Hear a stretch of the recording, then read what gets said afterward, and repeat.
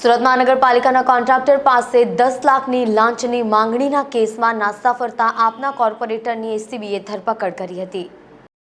10 લાખની લાંચ પ્રકરણમાં નાસ્તા ફરતા આમ આદમી પાર્ટીના કોર્પોરેટર જીતુ કાછડિયાની આખરે સુરત એસીબીએ ધરપકડ કરી છે। અગાઉ આ કેસમાં આપના કોર્પોરેટર વિપુલ વશરામ સુહાગિયાની ધરપકડ કરાઈ હતી।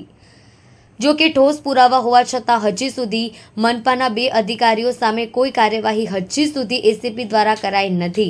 કોર્પોરેટર પર 10 લાખની લાંચ સીધા લીધાનો આરોપ સુરતના આમ આદમી પાર્ટીના 2 કોર્પોરેટરો પર 10 લાખની લાંચ લેવાના આરોપ લાગ્યા હતા। આપના કોર્પોરેટર જીતુભાઈ ઉર્ફે જીતેન્દ્ર પાંછા કાછડિયા અને કોર્પોરેટર વિપુલ વશરામ સુહાગિયા પર 10 લાખની લાંચ લીધાનો આરોપ છે।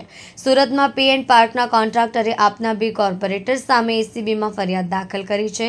બંને કોર્પોરેટરની સાથે એક અધિકારી કર્મચારી પણ આરોપ લાગ્યા હતા। એક અધિકારી અને કર્મચારીની સંડોવણીનો પણ ફરિયાદમાં ઉલ્લેખ પે એન્ડ પાર્કના કોન્ટ્રાક્ટરે સીસીટીવી ફૂટેજ અને ઓડિયો રેકોર્ડિંગ સહિતના પુરાવા એસીબીને સોંપ્યા હતા। આપના 2 કોર્પોરેટરોની સાથે સુરત મહાનગરપાલિકાના એક અધિકારી અને કર્મચારીની પણ સંડોવણી હોવાનો ફરિયાદમાં ઉલ્લેખ કરાયો છે।